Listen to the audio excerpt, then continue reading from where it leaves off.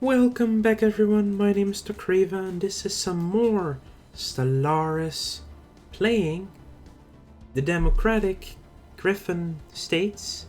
And just to give you a view of how big this galaxy is, yeah, the two little pink and purple dots on the left side, those are my empire and my neighbor's empire. And this is the entire galaxy. We're obviously no longer going to be expanding southward. But we've also made sure that the AI is not going to push up northward through us. And at the end of the last episode, I noticed this. This is a new thing, and this is a Gaia world with a name. But it is something new for this patch, I believe. I have not seen this before. I've seen it elsewhere, since the patch is out at least. But this is going to be a very interesting one. But it's a Gaia world, and I love Gaia worlds. Anyway, let's keep going. We are definitely going to build a station in Unimar, because that is a 23-sized tundra world. Wait, Savannah. 45% because this one has the Sea of Consciousness. The special project is concluded. Though the nature of this planet's sea eludes us, it is somehow unquestionably alive. Thoughts, visions, and impulses like soft songs dance in the minds of organic beings who come into contact with it. Plus 25% habitability. That is a lot. Which allows us to grab this planet without many issues. It's still minus 27.5% resources and less growth speed. But it's still very good to have. So compare that with a 20%, which is minus 40% speed, growth speed and resources, and plus 80% upkeep cost for population. Yeah. And with a couple of techs, this will be 55-60% easily. So yeah, that's fine. Science officer Lapoisimu has managed to partially translate the alien mural discovered on Rachel 3.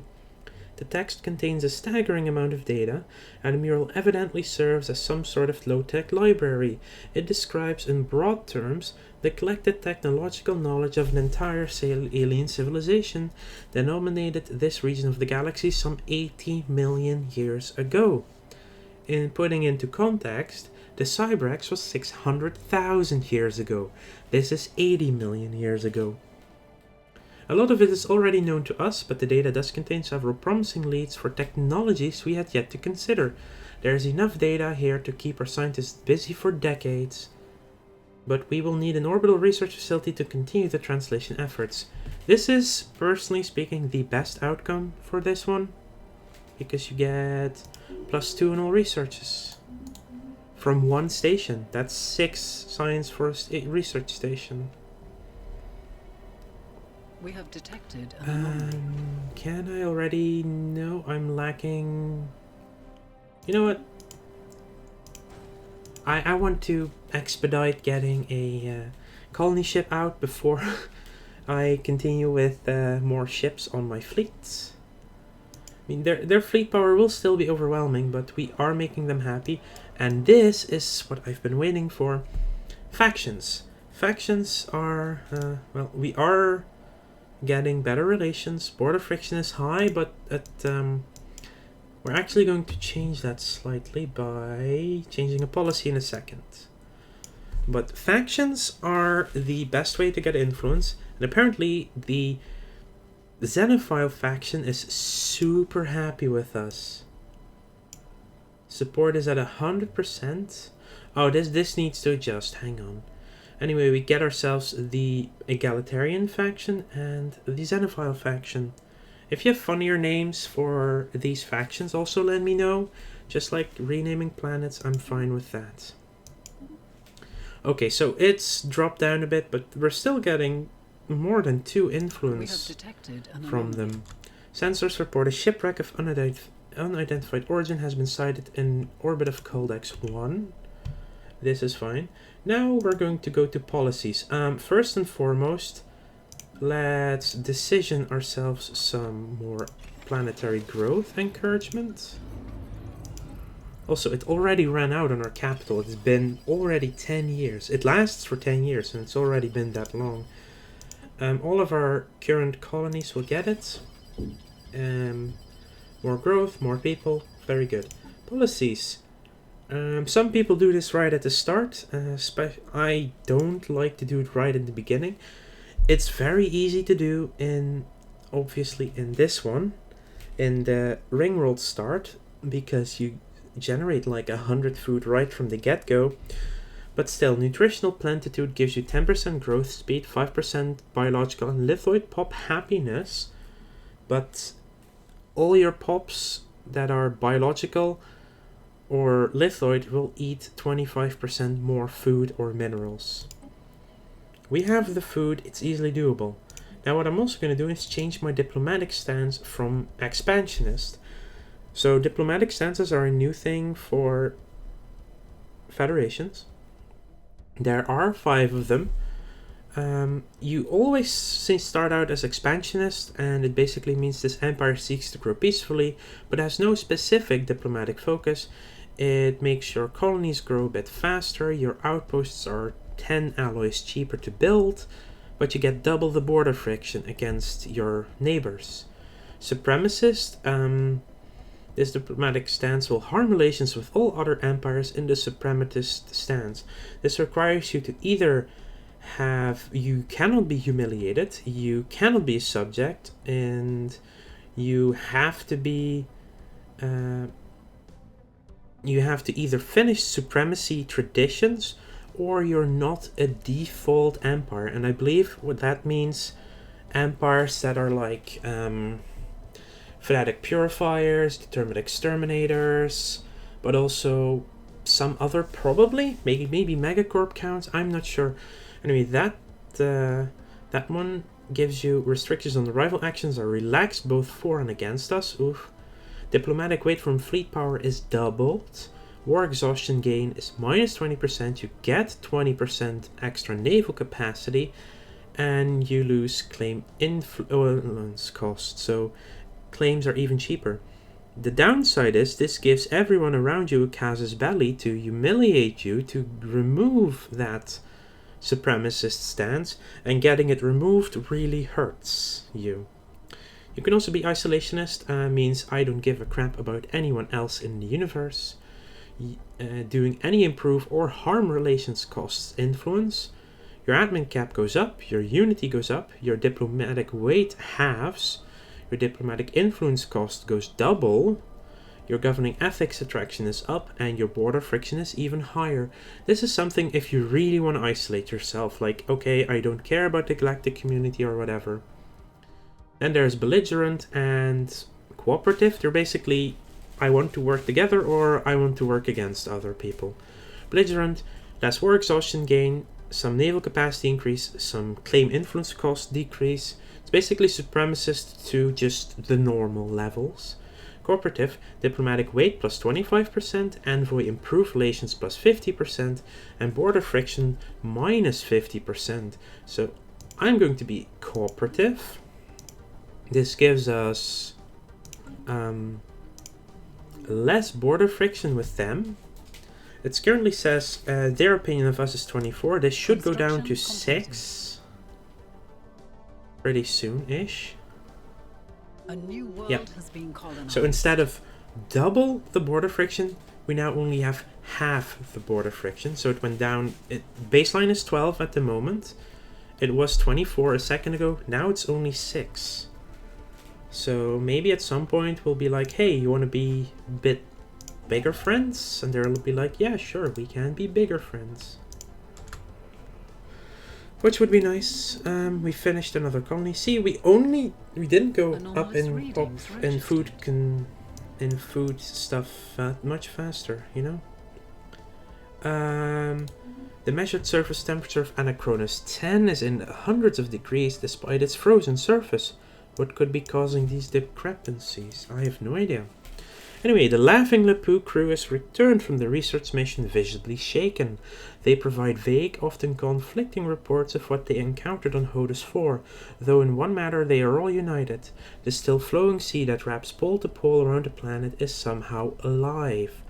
Though it bears no organs or corporeal reality, we can identify the planetary ocean seems to communicate with frequencies that affect the brain activity of the recipient. It is able to induce thoughts, images, emotions, and, what is more, affects each individual differently. It is entirely unknown what effects prolonged contact with the sea might have, or how safe such an endeavor would be. Science Officer Ripi Lamasu requests that a planetary decision to study this strange sea be enacted. Well, we will consider it. It gives us the unknown contact. It requires it to be within our borders. I'm not sure if we actually have to colonize it too.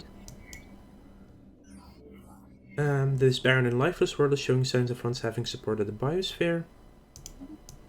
That might be terraforming candidate, I'm not sure. Our crew aboard the Broadwing Rustru report that the Coldex 1 shipwreck appears to have been the result of an unexpected geomagnetic solar storm. The supply ship suffered a complete loss of life support systems and sustained inoperable damage, drifting until it entered its gravity well. There are no survivors. The ship's cargo hold does indeed contain a notable amount of minerals. However, the captain of the Broadwing Rustru cautions that the construction indicates Daggerfon design. It's highly likely that the minerals belong to the Commonwealth of Daggerfon, and they may be displeased should we lay claim to their shipment. So we could either get 300 minerals and piss them off, or give them their 300 minerals and gain influence. And since we are egalitarian, we need the influence regardless. Now it's actually 0.7 here. Jeez, we're getting so much influence. If we had like a parliamentary thing, a parliamentary system, we would get another 25% on top of this 2.2, so that would be even better. Let's see, let's sell some food, because I need minerals. I will buy 1,000 minerals. We are being hailed. They want to form a research agreement. This will give both empires a bonus to the research speed of all the other empires' discovered technologies. They are, it's mostly their fleet power, but I'm very willing to do a research agreement with them. Even though we are egalitarian rabble, and they are, authoritarian tyrants, they are xenophile, which means they should be nice towards us. I will also form a non-aggression pact. This will also increase our trust. We get more happiness together. It will cost us a little bit of influence right now. I think this costs us 0.5 total. This entire world is unusually picturesque, suspiciously so perhaps. What forces are at work that could have caused this? That is that Gaia world. That will be very interesting towards us. Oh good, a black hole system? If we can just be friends with our neighbors down here, that's just perfectly fine for me. We are being hailed. Our pleasure. See, we get this is also new. There's now a favor system, and actually giving them back their minerals also gives you a favor. So we got the 100 influence for giving them back their stuff. They want a commercial pact, which will increase our income. Despite the seemingly frozen surface of Anachronis 10, the planet's orbital path around Anachronis leaves it blistering at several hundred degrees. Under normal circumstances, this would sublimate the ice on the surface. However, extreme gravitational pressure exerted by the planet's ultra-dense core keeps the water in a solid state, resulting in a planet of fiery hot ice, which is double interesting because it's the most outer planet in the system. Yeah. I suppose that is a possibility. There we go. Indeed, as I expected, a terraforming candidate. Anyway, unexpected activity from an isolated point on a frozen surface. You will then build a research station. Then you will build a mining station there. I should also build an extra construction ship and add another ship to the fleet. Our detailed survey of Gamador Cronus 2b has revealed that it may once have supported life in the distant past. There are significant deposits of frozen water at the polar ice caps and beneath the moon's surface. The existence of valley networks suggests that the water may once have flowed freely. Terraforming this moon would theoretically be possible, but we do not yet possess the technology to accomplish this monumental task within a realistic time frame. So once we have climactic, that is also a size 18 planet, so yeah, once we have climactic restoration, migration treaty with them is actually not that useful, because they're also in desert worlds. I mean, we will be like, hey, if we find a desert world, we'll be much happier with it, but yeah, I'm not gonna do a migration treaty at the moment. Maybe later on, but not right now. Research me that anomaly, maybe. And you go there once you're done. Daira, you can go and colonize, or your colony ship can go colonize Tasu Brood. Just remember, if you have ideas for names for planets or factions or anything else, if you have a good idea, let me know in the comments.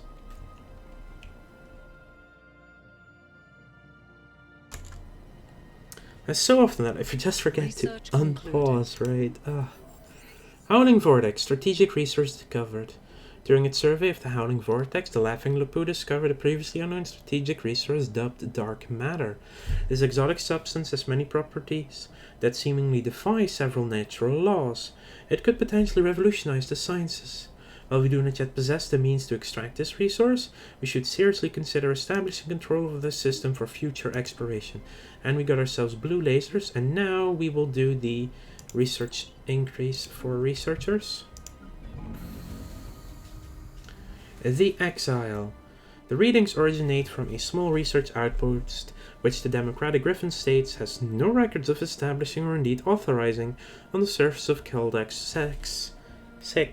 It is staffed by one Griphon scientist, a fairly talented and industrious one if their research on Keldex 6 is anything to go by.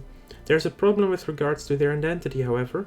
We have been unable to match them against official state records, and they refuse to identify themselves save for stating that they are an exile.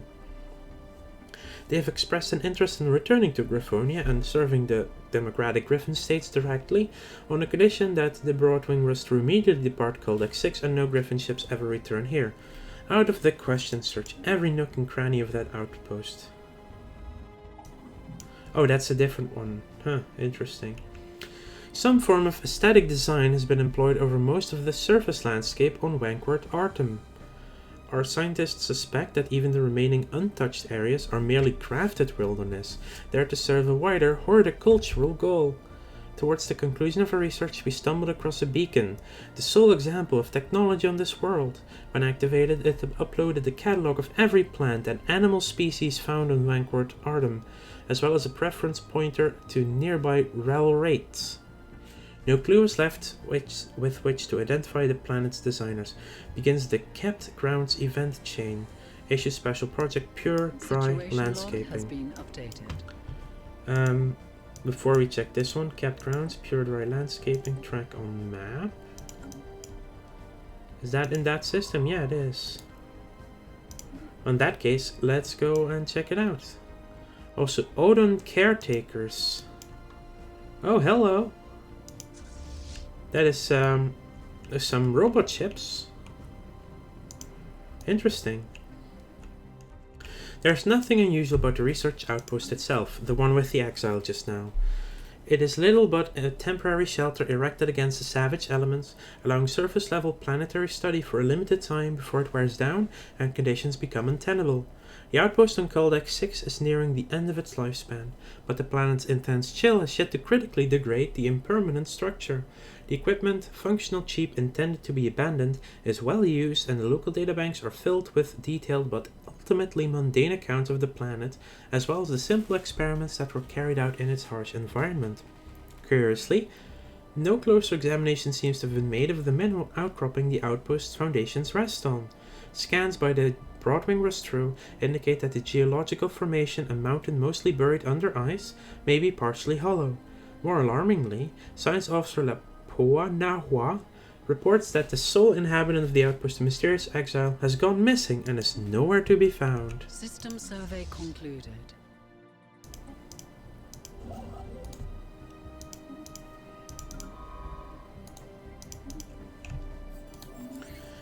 During its survey of Anachronis 9A, the breeze-blown Anak discovered deposits of rare crystals. These crystals have properties that make them extremely effective at focusing laser beams, and they are also a critical component in most advanced electronics. In addition, many cultures treasure them as decorations and adornments. While we do not yet possess the means to extract this resource, blah blah blah blah blah blah. We will be able to do so in the future. For some reason, someone has stowed an asteroid into a stable orbit around Gamma Anachronis 1A. The massive engine sections and braking thrusters can still be found on the surface, although they have long since been rendered inoperable. Whoever did this also mined the asteroid for minerals, but these operations were seemingly abandoned shortly after they began. System survey concluded. We are done in Ship Anachronis. upgrades applied. The special project has concluded. Mountains and rivers of Velraid. The vast geometric forms on Velraid are certainly not of natural origin. The planet's stylized landscape is reminiscent of a vast and dusty sea, punctuated with rocks which range in size from small boulders to landed asteroids. Our researchers conclude that this landscape is likely an art piece, or else is part of some ritual practice. However, the only perpetrators appear to be the gardening drones we saw earlier. Our attempts to backtrace their origin have yielded no results. Perhaps time will tell. So Valrate adds 3 society research, Zenworld modifiers added, giving the following effects: happiness and upkeeps from jobs. Defensive pact I'm very happy to do, even though it costs me a ton of influence. So this planet is now a Zen world. Oh, it's also a terraforming candidate. Okay, at least it is a terraforming candidate as well. That means we have quite a few stuff to terraform around here, which is even more perfect. Anything else with kept grounds? Not yet. Good. This is excellent for us, by the way.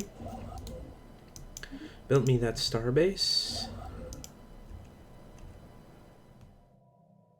Is that this? That will be the 4th.